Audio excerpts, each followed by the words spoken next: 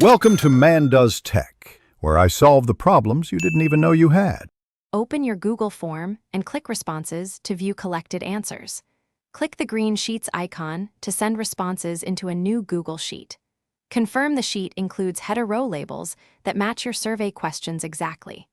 Clean any blank rows and remove non-response text like n/, or prefernatasse before exporting. Use file, then download, then comma-separated values to save a CSV. Save the file with a clear name and date, such as Survey Export 2025-11-22. CSV for future reference. Open the CSV in Excel or Google Sheets to prepare variables before import. Remove extra sheets, headers, and blank rows that will confuse SPSS. Convert multiple-choice text responses into numeric codes such as 1, 2, 3, and document them in a codebook.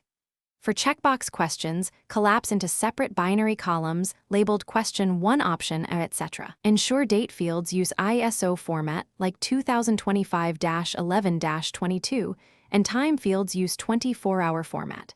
Save the final cleaned file as CSV or Excel. Open SPSS, then choose File, then Open, then Data, and select your CSV or Excel file.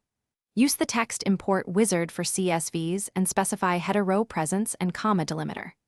After import, switch to variable view to define each variable type and set variable and value labels.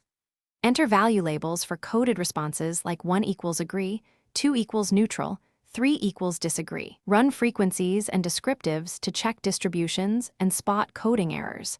Finally, save your work as an SPSS. Save file and archive the original CSV securely. Thanks for watching. If you found this helpful, don't forget to like and subscribe.